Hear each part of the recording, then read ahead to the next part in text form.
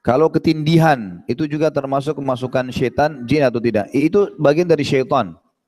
Ketindihan itu permainan syaitan. Itu biasanya karena lupa baca zikir sebelum tidur atau tidurnya tengkurap, gitu kan? Itu biasa memang. Itu biasanya syaitan-syaitan iseng, ya. Lewat dia mau ganggu manusia, biasa dia mau buat mimpi, biasa begitu.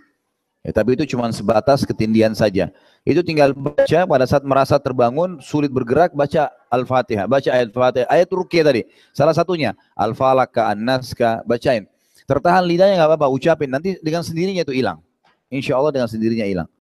Dan ketindihan ini dibahas juga dalam dunia medis. Ya, rata-rata kita pernah ketindihan semuanya. Ketindihan ya, tahu ya ketindihan. Ya, ketika kita tidur, kemudian seolah-olah kita keikat, ya. Terikat tapi mau bangun juga tidak bisa. Biasanya mimpinya seram, ya. Sedang dikejar tapi mau keluar dari mimpi tidak bisa. Mau sadar tidak bisa.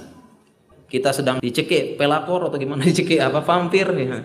Dicekik sama ini, atau ada jalan keluar, sebenarnya kita bisa keluar. Atau sebenarnya di depan kita ada bapak ibu kita, ada teman kita, sebenarnya kita tinggal pegang, tapi kok mau megang tidak bisa. Dan ini dalam ilmu medis disebut dengan istilahnya sleep paralysis.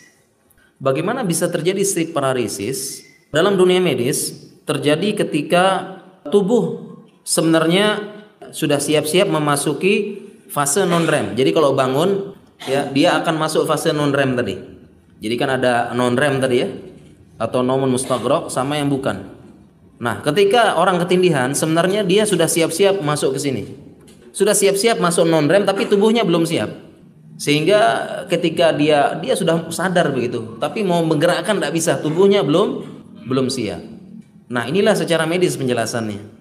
Kenapa bisa sleep paralysis? Dan secara medis sampai sekarang sebabnya kenapa bisa orang ketindihan dan sleep paralysis sampai sekarang belum diketahui. Tetapi diperkirakan sebabnya ada kaitannya dengan keadaan psikologis seseorang.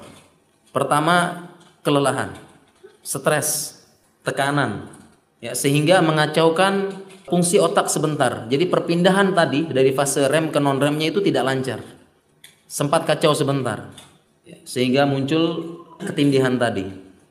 Jadi sampai sekarang belum diketahui sebab pastinya. Artinya kalau kamu begini pasti nanti ketindihan. Belum, sampai sekarang belum diketahui. Hanya diperkirakan, oh sebabnya ini. Dan dalam dunia medis dijelaskan sleep paralysis tidak berbahaya.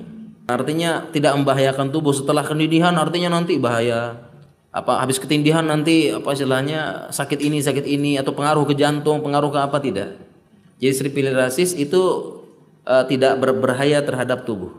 Dan memang terjadi hanya sebentar, tidak lama-lama.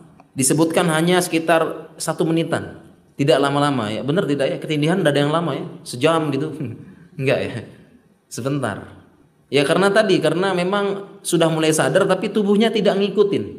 Sudah pindah ke fase non-REM tapi tubuhnya tidak mengikutin. Ya, tetapi segera otak mengaktifkan tubuh. Jadi tidak apa-apa secara ilmu medis, dan hanya saja mungkin pengaruhnya setelah itu. Pengaruhnya adalah setelah ketindihan tersebut, ya dia harus segera memulihkan psikologis, melupakan, anggap ini normal. Jadi kalau secara medis pengobatannya begitu.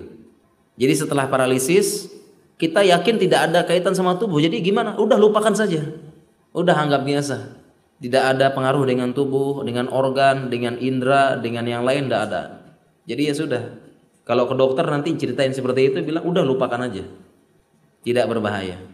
Bagaimana dengan erep-erep? Erep-erep bisa menjadi fenomena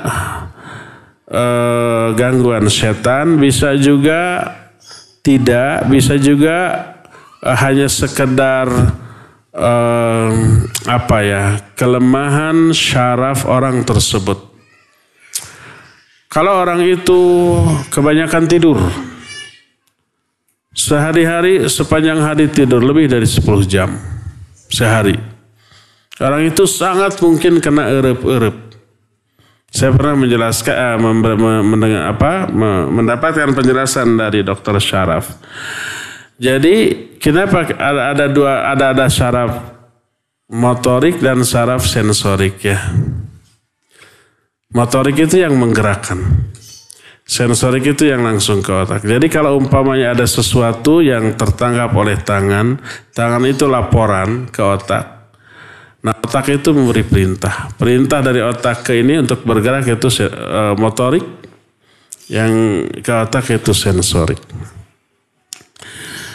Karena lemahnya syaraf motorik, maka ketika otak memerintahkan kurang respon. Jadi ketika ketiduran, tidur yang terlalu lama, kemudian ada gangguan, susah mau bangun. Otak memerintahkan bangun. Tapi syaraf motoriknya terlalu lemah, karena terlalu banyak dipakai untuk tidur. Otak memerintahkan tapi ini tidak bergerak. Kan suka begitu erup-erup saya. Ingin bangun tapi susah. Ingin berteriak tapi tidak bisa. Ada orang sekelilingnya. Kita berharap orang itu membangunkan kita, kan gitu ya. Tapi kok tidak bisa. Nah, maka kurangi tidur. Jangan kebanyakan tidur. Jangan kebanyakan lalai. Terlalu santai mengakibatkan saraf motor kita kurang respon terhadap saraf sensorik kita. Kurangi aktivitas-aktivitas yang melalaikan. Olahraga ya, bat-bit-bat bekerja dan seterusnya, maka itu yang akan melatih saraf motorik kita. Mungkin nggak ada unsur gangguan setan, setan bisa memanfaatkan situasi seperti itu ya. Jadi sebelum tidur berdoa dan jangan terlalu banyak tidur.